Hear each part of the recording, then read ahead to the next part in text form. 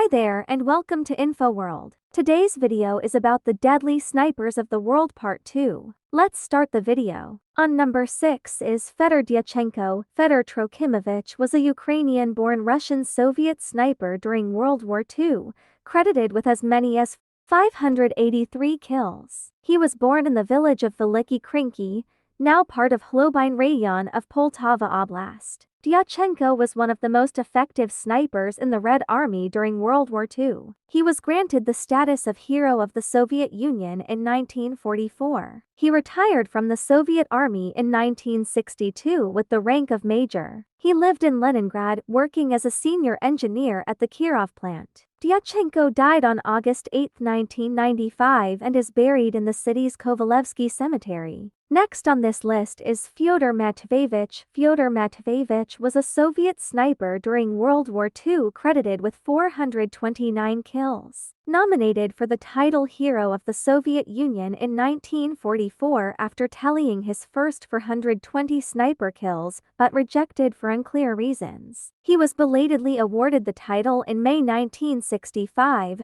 over 20 years later to coincide with the anniversary of Victory Day. Oklipkov was born on March 3, 1908, to a Yakut peasant family in Krest-Kaldze. To support his family, he worked in mines and farms. When he was not working, he attended sharpshooting training with Osoaviakim, earning a Voroshilov shooter badge for his accuracy. His official sniper tally at the end of the war was 429 enemy soldiers killed, not counting an additional 27 enemy soldiers that he took out with his machine gun. After being awarded the title Hero of the Soviet Union and the Order of Lenin, but he died just a few years later on May 28, 1968.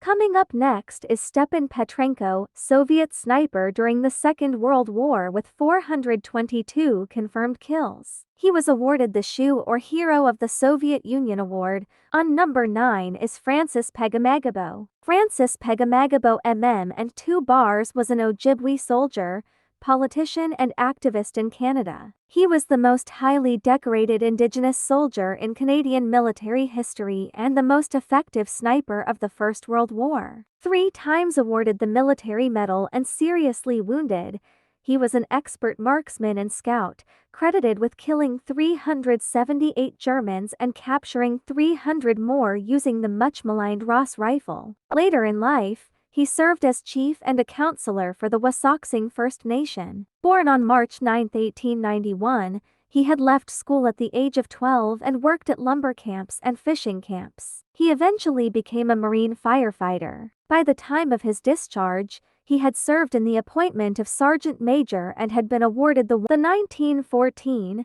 15-star, the British War Medal, and the Victory Medal. Up next is Lyudmila Pavlichenko. Lyudmila Mikhailovna was a Soviet sniper in the Red Army during World War II. She is credited with killing 309 soldiers. She served in the Red Army during the Siege of Odessa and the Siege of Sevastopol, during the early stages of the fighting on the Eastern Front.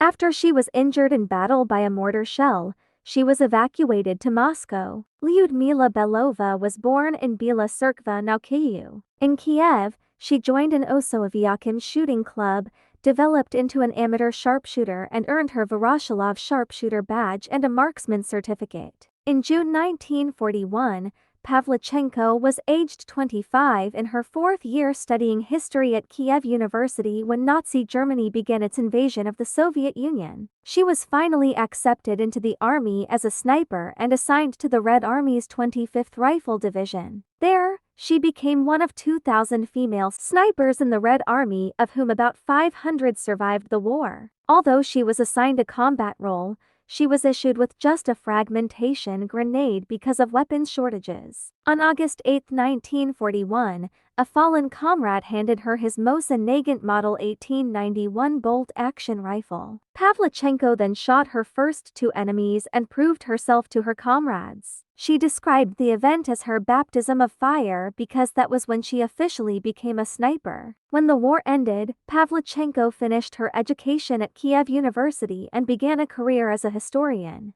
From 1945 to 1953, She was a research assistant at Soviet Navy headquarters. Pavlichenko struggled constantly with depression because of the loss of her husband in the war. She also suffered from post-traumatic stress disorder and alcoholism, factors that are believed to have contributed to her early death. She died of a stroke at the age of 58. That's all for today. See you in another video.